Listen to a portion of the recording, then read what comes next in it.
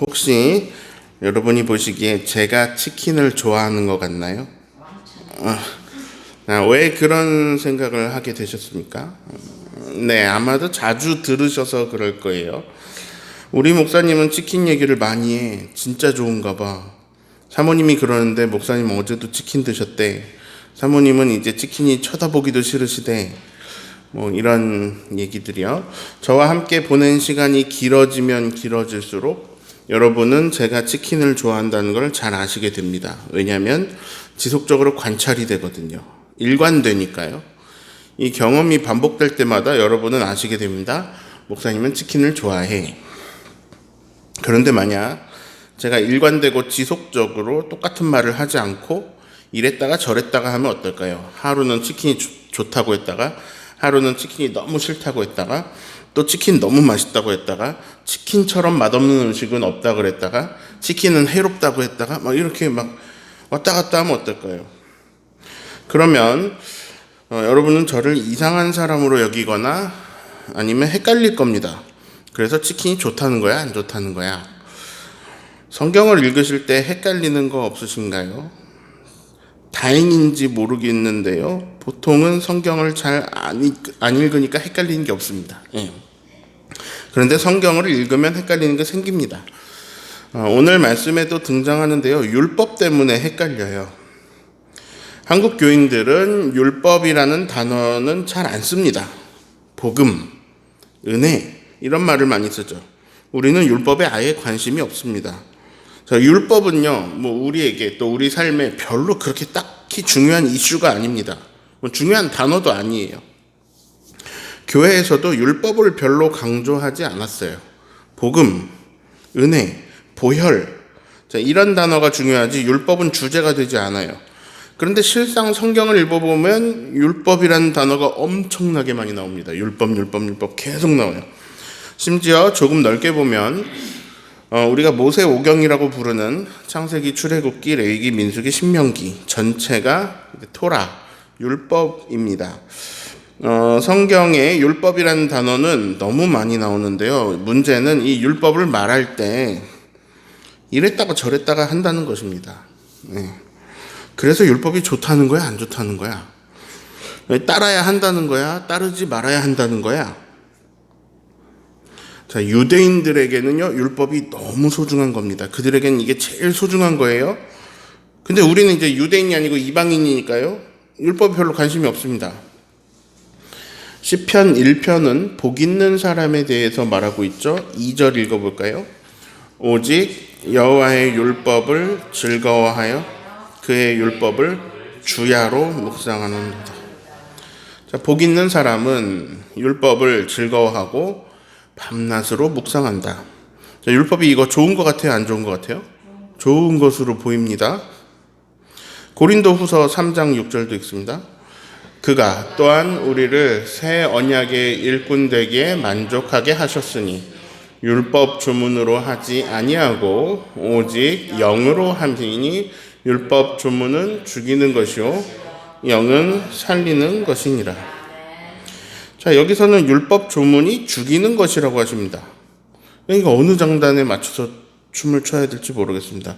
근데 성경에 바울도 그렇고 율법에 대해서 이렇게 저렇게 얘기를 하는데 이게 일관되지가 않아요.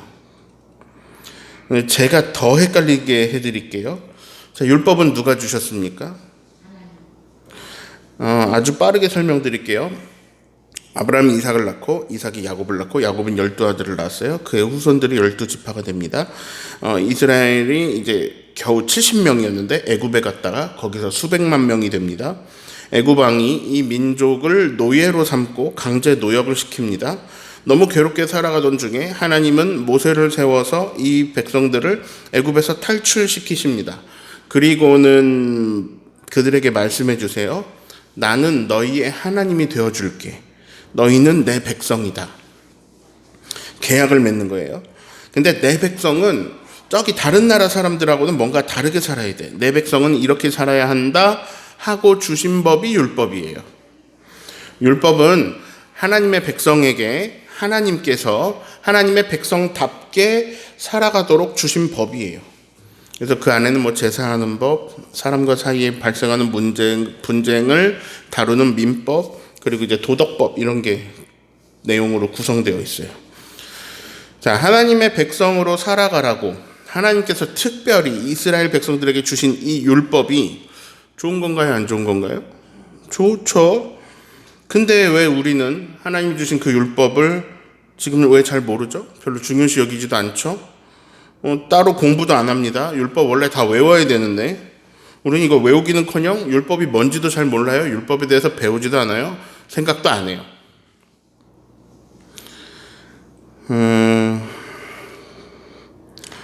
예수님은 그 당시에 오해를 많이 받았습니다. 딱 이런 상황일 거예요. 뭐야 저놈은? 뭐야? 그 당시 유대인들에게 율법은 너무너무 소중한 것입니다. 그런데 막 엄청난 선지자 같은 사람이 나타났어요. 기적도 막 일으킵니다. 뭔가 대단해 보입니다. 그러면서도 또 이런 면이 있는 거예요. 뭐야 저놈은? 아니 얼마나 도대체 근본이 없는 놈이길래 안식일에도 일을 해? 아유 저 또 율법에 어긋나는 일을 하네? 율법을 알기는 하는 거야 대체? 그런데 또 이제 그 가르침을 들어보면, 말하는 걸 들어보면 내노라 하는 율법 학자보다도 더 많이 알고 더 깊이 있고 더 놀라운 가르침을 주십니다. 이상한 캐릭터예요. 율법 지키지도 않고. 자, 아무튼 우리에게 제일 심란한 부분을 말씀드릴게요. 자, 율법은 하나님이 주셨어요. 근데 예수님은 인간으로 오신 하나님이세요. 그런데 하나님이 주신 율법을 하나님이신 분이 어겨요. 자기 제자들이 율법을 어기시는데 가만 놔두세요. 자, 율법의 문둥병자는 부정합니다. 만지면 안 돼요. 손대지 말라 그랬어요. 그런데 예수님은 문둥병자인데 그냥 막 손을 대요. 아픈 사람한테 손을 얹어 치료해 주세요. 예수님은 하나님 나라 운동을 일으키셨어요. 하나님 나라를 선언하고 하나님 나라를 알려주세요. 예수님이 가는 곳마다 하나님의 나라가 임합니다. 하나님 나라가 재현됩니다. 땅에서도 하나님 나라를 경험합니다. 땅에 하나님 나라가 임한 거예요. 근데 신기합니다. 그 과정에 하나님 주신 율법을 어기기도 해요. 자, 하나님 나라를 말하고 하나님 나라를 이루시는 일에 하나님이 주신 법이 어겨져요. 이걸 어떻게 받아들여야 될까요? 이게 엄청 어려운 문제인데요. 사실 굉장히 간단한 문제입니다. 딱 한 글자면 돼요. 뜻. 제가 오늘 설교 제목을 하나님의 뜻과 의라고 지었어요. 자, 여기서 뜻은 누구의 뜻을 말하는 걸까요? 하나님의 뜻. 자, 다른 말로 해볼게요. 하나님의 의지, 하나님의 마음, 하나님의 계획, 하나님의 의도, 하나님의 진심.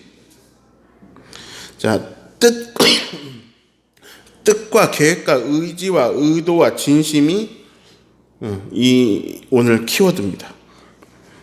자, 제가 의사라고 해볼게요. 완전히 삐쩍 말라가지고 막 기력이 없어서 쓰러질 것 같은 사람이 있어요. 그분에게 단백질이 당장 필요해 보여요.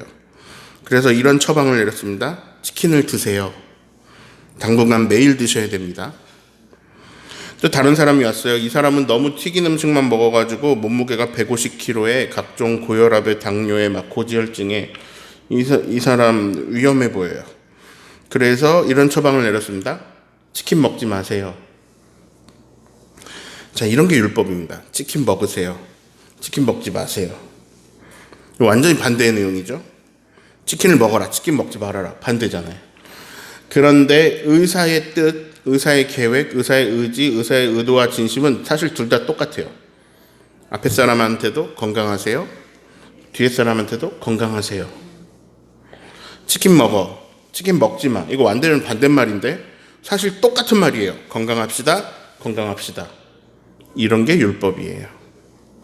율법에는 하나님의 뜻이 들어있어요. 하나님의 의지, 하나님의 계획, 하나님의 의도가 들어있어요. 자, 안식일을 지켜라. 예를 들어 여기에도 하나님의 의도가 들어있어요. 당대에는 노예들이 있었습니다. 가축들도 있었어요. 지금처럼 막 풍성한 사회가 아니에요. 풍족하지 않죠. 노예를 부려먹을수록 내가 이제 넉넉해지는 거죠. 자, 가축을 쉬게 하면 바보죠. 가축이 일을 해야 내가 먹죠. 악덕 주인은 그래요. 노예가 일하다 죽든 말든 무슨 상관입니까? 그때는 노예 사람 취급도 안 했어요. 사람 아니에요. 그냥 계속 일 시키는 거예요. 근데요, 하나님이 막으십니다. 안 돼. 쉬어야 돼. 내 백성은 그러면 안 돼. 아무도 일하지 마. 안식일에는 쉬면서 오히려 나를 찾고 나를 경배하고 나로 충전해라. 난 너희의 하나님이다. 자, 하나님의 의도는 생명을 살리는 것입니다. 그래서 이 법으로 수많은 노예와 가축이 안 죽어요. 자, 예수님이 안식일에 치료를 많이 하셨어요. 손 마른 사람도 안식일에 고치시고, 꼬부라진 여인도 안식일에 고치시고, 시몬의 장모님도 안식일에 치료하시고, 날 때부터 맹인된 사람도 안식일에 고치시고, 수종병 든 사람도 안식일에 치료하시고, 38년 된 병자도 안식일에 치료하세요. 자, 아까 그 눈으로 보면 이상하죠? 안식일에 쉬라고 하나님이 그랬어요. 그래서 유대인들은 안식일에 어떻게 해서든 쉬려고 흰머리도 안 뽑아요. 요즘 유대인 중에도 안식일에 엘리베이터 버튼도 안 누르는 사람도 있어요. 그만큼 이들에게는 이 율법이 중요해요. 율법을 지켜야 돼요. 근데 예수님은 안식일에 치료를 하셨어요. 이상하잖아요. 그러나 뜻, 의도, 진심 이런 걸로 볼게요. 자, 안식일에 쉬어라 이렇게 주신 하나님의 의도는 생명 살림입니다. 예수님이 병자들에게 하신 것은 생명 살림입니다. 둘 다 생명 살림이네요.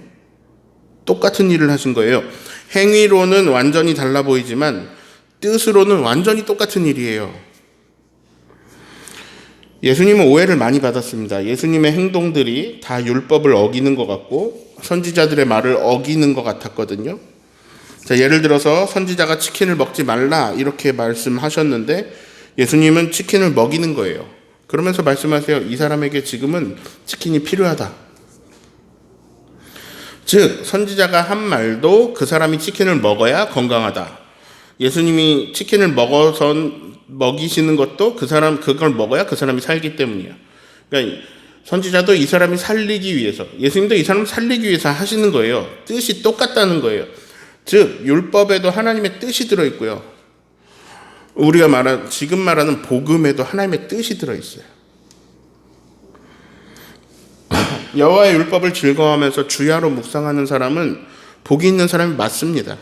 왜냐하면 그 안에 담긴 하나님의 뜻을 따르며 발견하며 살아가니 얼마나 복되겠어요. 그런데 그런 율법 조문이 죽이는 것이 될 때가 있습니다. 예를 들어서 율법에 치킨을 먹어라 이게 적혀 있어요. 이걸 지키게 하려고 치킨을 먹으면 안 되는 사람한테 치킨을 먹여요. 자, 이럴 때는 이게 잘못 적용되는 거죠. 중요한 거는 조문이 아니라 그 조문이 어떻게 쓰였냐가 아니라 그 조문에 담긴 본질, 그 안에 담긴 하나님의 뜻입니다. 사람들은 예수님을 오해했습니다. 예수님을 자기들이 너무 소중히 여기는 정말 귀하게 받드는 율법, 이 율법을 파괴하는 사람으로 봤습니다. 귀한 그 선지자들의 가르침을 다 망가뜨리는 사람으로 봤습니다. 그런 오해를 하는 사람들에게 예수님이 말씀하십니다. 오늘 본문 17절 말씀이 있습니다. 내가 율법이나 선지자를 폐하러 온 줄로 생각하지 말라. 폐하러 온 것이 아니요 완전하게 하려 함이라. 자, 구약성경은 토라, 느빔, 케투빔인데요. 율법은 토라, 느빔은 이제 선지자, 예언서들을 말합니다. 케투빔 성문서고요. 즉 예수님은 고대 사람들에게 주셨던 하나님의 말씀, 율법, 토라, 율법서, 느빔, 이 예언서, 그러니까 이제 구약 성경, 율법과 선지자를 폐하러 오신 게 아닙니다. 완전하게 하십니다. 율법은 완전하지 않아요. 왜 하나님이 주신 법이 왜 완전하지 않냐? 하나님이 완전하시지 않은 게 아니라 그것을 받는 인간의 상황이 완전하지 않기 때문입니다. 인간의 상황은 계속 변합니다. 율법을 받을 때는 광야였어요. 그들에게 물이 없습니다. 씻지 못하고요. 청결하지 못하게 살았습니다. 그 고대에 씻지 못하고 살아가는 광야에서 문둥병이 돌면 다 전염되는 거예요. 그래서 그들에게 주신 법이, 문둥병이 있을 때 주신 법이 격리시키라는 겁니다. 손을 대서는 안 돼요. 다 전염되거든요. 그런데 예수님은 문둥병자에게 손을 대십니다. 율법을 어긴 것처럼 보입니다. 자, 그러나 이 손대지 말아라 했던 그 당시에 주신 말씀도 살리기 위해서 주신 처방이고, 손을 대신 것도 살리기 위해서 주신 처방입니다. 똑같은 거죠. 사람들은 율법 안에 담긴 하나님의 뜻을 묵상하지 않았습니다. 그냥 율법에 적혀있는 문자를, 그 문자를 지키냐 안 지키냐, 이걸 아주 엄격하게 만들었어요. 문제는 종교 지도자들이 율법을 가지고, 이 율법을 가지고 사람들 위에 군림한 거예요. 사람들을 지배하는 도구로 율법을 썼다는 겁니다. 하나님의 백성으로 살아라, 그렇게 서로 도우며 살아가라고 주신 율법으로 그 율법을 가지고 지배하고 억압했습니다. 정죄하고 괴롭혔습니다. 근데 마찬가지예요. 성경 말씀이 있습니다. 지금도 누구는 이 성경으로 사람들을 지배하고 빼앗고 억압하고, 누구는 또 이 성경으로 사람을 살립니다. 사람들은 예수님을 오해했습니다. 율법을 파괴하는 자로 오해했습니다. 예수님은 그들의 예상과는 완전히 다르게 말씀하십니다. 18절 말씀을 읽습니다. 진실로 너희에게 이르노니 천지가 없어지기 전에는 율법의 1.1획도 결코 없어지지 아니하고 다 이루리라. 사람들이 볼 때 예수님이 율법을 무너뜨리고 율법을 폐하는 것으로 보였습니다. 그런데 예수님은 율법을 이루고 계셨습니다.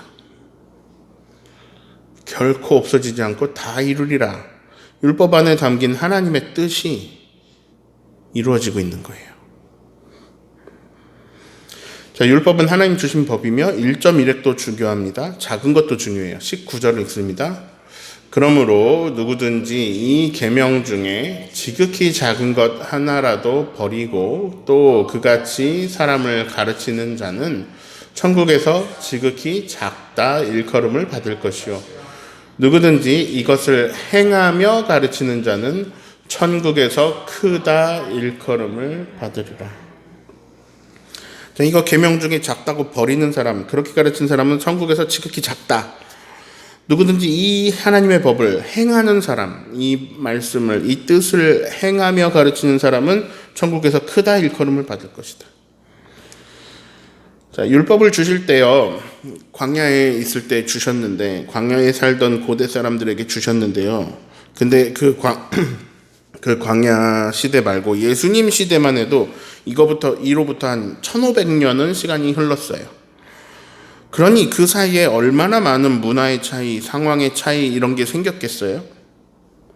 근데 우리는 이제 예수님으로부터도 2000년 지났으니까 이 광야 시대와의 간극은 또 얼마나 더 클까요? 그러니 이 율법이 우리하고 굉장히 멀어 보이는 겁니다. 율법에 제사장에게 가서 피부의 병을 진찰받으라고 하거든요. 제사장에게 가서 율법에 그렇게 제사장에게 가서 피부병을 진찰받아라, 그렇게 써 있으니까, 그러면 나는 목사님에게 가서 진찰을 받아야겠다, 이런 거는 율법을 잘못 지키는 겁니다. 네. 과거에 주신 조문들, 그 행위들 안에, 그 안에 담긴 하나님의 뜻, 이 뜻을 찾아서 그 뜻을 따르는 게 우리가 할 일인 거예요. 네. 근데 예수님이 이걸 아주 속성가해를 시켜주셨어요. 성경이 이렇게 두꺼운데요, 예수님이 완전히 핵심 요약해 주셨어요. 핵심은 이거야. 이게 그 온 율법과 온 선지자들의 강령이야. 첫째, 하나님 사랑. 둘째, 예수님 사랑. 이웃 사랑. 하나님 사랑, 이웃 사랑이 온 율법과 선지자의 강령이야. 완전히 요약해 주셨어요. 근데 보세요. 하나님 사랑, 이웃 사랑, 둘 다 사랑이네요. 그럼 결국 그 율법 안에 들어있는 하나님의 뜻, 하나님의 의지, 하나님의 진심, 하나님의 의도, 하나님의 계획, 하나님의 마음은 뭘까요? 사랑이겠네요. 네, 정확합니다. 그게 예수님의 가르침이십니다. 근데 저는 여기서 한 가지만 덧붙이고 싶습니다. 오늘 본문 안에 예수님이 의미심장한 말씀을 하셨거든요. 20절을 읽습니다. 내가 너희에게 이르노니 너희 의가 서기관과 바리새인보다 더 낫지 못하면 결코 천국에 들어가지 못하리라. 너희의 의가 서기관과 바리새인보다 더 낫지 못하면 천국에 못 들어간다. 자, 그래서 이거 다 종합해 볼게요. 오늘 읽은 4가지 말씀, 4절의 말씀. 난 율법을 폐하려는 것이 아니다. 율법을 완전하게 하려는 것이다. 율법은 1.1획도 없어지지 않고 다 이루어지는데 그 안에 하나님의 뜻이 이루어지는 거죠. 이것을 지키는 자는 복이 있다. 그가 행하며 지키는 사람은 천국에서 큰 사람이다. 그런데 만약 바리새인보다도 의가 부족하다면 천국에는 못 들어갈 것이다. 자, 혹시 찾으셨나요? 제가 사랑의 이 율법의 하나님의 뜻이 사랑이잖아요. 이 사랑에 제가 한 가지 덧붙이고 싶다고 한 거 혹시 찾으셨습니까? 그게 오늘 설교 제목입니다. 하나님의 뜻과 의. 네. 자, 율법에는 하나님의 뜻이 있습니다. 그래서 그 뜻을 지키는 자는 천국에서 큰 사람이라고 하셨어요. 근데 그 뜻이 너무 작아서 바리새인보다 부족해 버리면, 그러니까 하나님의 어떤 뜻이 있는데 그게 너무 이 하나님의 뜻에 너무 못 미쳐서 너무 작아서 이게 바리새인보다 부족해 버리면 천국에 못 들어간다고 경고하십니다. 그게 뭐냐면 의예요. 즉 하나님의 뜻에는 의가 들어있다는 거예요. 담겨 있다는 거예요. 자, 여기서 우리는 하나님의 뜻의 방향을 알 수 있습니다. 하나님의 뜻은 언제나 의로운 방향입니다. 사람들은 모두 불의가 판치는 세상에서 살아가요. 불의한 사람이 더 많이 가지고 불의한 사람이 더 부럽게 보이는 인생을 살아갑니다. 그래서요, 허탈하기도 하고요. 억울하죠. 억울하게 살아가는 거예요, 우리가 다. 그런데 예수님의 말씀 속에 하나님의 뜻이 숨어 있어요. 의입니다. 그래서 사실 일관된 말씀이에요. 예수님은 먼저 하나님의 나라와 그 의를 구하라고 하셨어요. 하나님 나라는 사랑이 가득하고요. 하나님 나라는 또한 의로운 나라입니다. 공의, 정의. 하나님의 나라는 의로운 나라예요. 하나님 나라 설교할 때 두 기둥이 사랑과 정의라고 했죠. 하나님의 뜻은, 하나님의 뜻 우리가 어떻게 알겠어요? 하나님의 뜻은 붕어가 사람의 뜻을 알겠어요? 우리가 하나님의 뜻 어떻게 알겠어요? 하나님의 뜻은 아주 복잡 미묘하고 아주 깊이 있고 아주 알 수 없는 어마어마한 경지의 어떤 무언가겠지만, 근데 그 하나님의 뜻을 그냥 우리 머릿속에 들어오게, 우리 마음속에 받아들일 수 있게 조그맣게 축소시키고 단순화시켜가지고 보면 결국 예수님 가르쳐 주신 하나님의 뜻은 사랑과 정의입니다. 사랑과 정의를 주시는 주, 영원한 그의 나라. 아멘이죠. 자, 정리합니다. 율법이라고 부르든 선지자라고 부르든 복음서라고 부르든 예언서라고 부르든 토라라고 부르든 하나님 나라의 복음이라고 부르든 뭐라고 부르든 이제 결국 중요한 거는 그 문자 조문 이런 게 아니라 그 안에 담긴 하나님의 진심입니다. 그 하나님의 뜻은요, 사랑과 정의입니다. 오늘 표현으로 하면 이 사랑과 정의, 그 뜻을 잘 지키는 방법, 율법을 잘 지키는 방법. 오늘은 예수님 율법에 대해 말씀하셨을 때 이 율법을 잘 지키는 방법은요, 사랑의 방향으로, 정의의 방향으로 사는 것입니다. 네, 우리가 율법, 이거 613개 조문 이런 거 다 못 외워도 율법으로 지키며 살 수 있어요. 사랑의 방향으로, 정의의 방향으로 사는 거예요.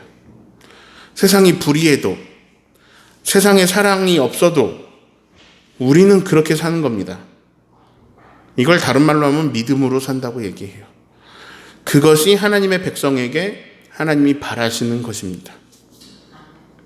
자, 수천 년 전에 나는 너희의 하나님이다, 너희는 내 백성이다 말씀하신 그 말씀이 오늘 우리에게도 똑같이 들리기를 예수님의 이름으로 축원합니다. 아멘.